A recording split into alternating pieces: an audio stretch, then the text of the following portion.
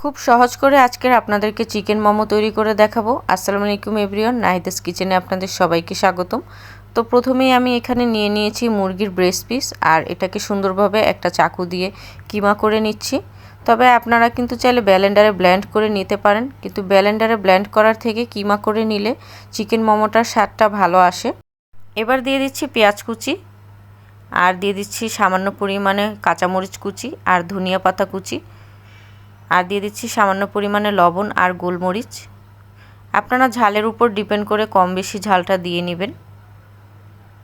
এবার 15 মিলি চামচের 1 চামচ দিয়ে দিচ্ছি সয়া সস। মাংসের কিমার পরিমাণের উপর ডিপেন্ড করে আপনারা সয়া সসটা কম বেশি করে দিতে পারেন। আমার আরেকটু পরিমাণ লাগবে, তো আমি দিয়ে নিয়েছি। তো এবার সুন্দরভাবে মিক্সড করে নিয়েছি, আর গরম করে নিয়েছিলাম পাত্রের মধ্যে তেল, সেখানে দিয়ে দিচ্ছি আদা আর রসুন বাটা।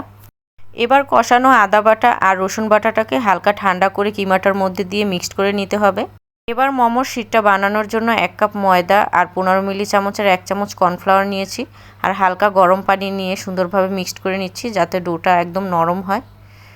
তো আমি এখানে কিন্তু মোমোর শিটগুলো বানিয়ে নিয়েছি। একদম পুরু বানানো যাবে না, আবার একদম পাতলা বানানো যাবে না, না হলে মাংসটা সিদ্ধ হবে না। এবার সুন্দরভাবে মাংসটা মোমোর শিটটার মধ্যে দিয়ে আমি একটা ডিজাইন বানিয়ে নিয়েছি। আপনারা যে কোনো ডিজাইনই কিন্তু মোমোটা বানাতে পারেন। আমি যেহেতু রাইস কুকারে মোমোটা বানাচ্ছি, রাইস কুকারে প্রথমে পানি দিয়ে কিছুটা আমি হিট করে নিয়েছিলাম। এবার দিয়ে দিচ্ছি মোমোগুলো, আর 10 মিনিটের মতো আমি এটাকে সুন্দরভাবে ভাপে সিদ্ধ করেছি। তো এই তো আমার মোমোগুলো হয়ে গিয়েছে। তো যে কোনো সময়ে আপনারা খুবই কম সময়ে এভাবে মোমোটা বানিয়ে বিকালের নাস্তায় খেতে পারবেন। তো আজকের আমার এই মোমোর রেসিপিটি যদি আপনাদের ভালো লেগে থাকে তাহলে অবশ্যই আমার চ্যানেলটি সাবস্ক্রাইব করে দিবেন, আর ভিডিওটিতে লাইক কমেন্ট শেয়ার করবেন। Thank you.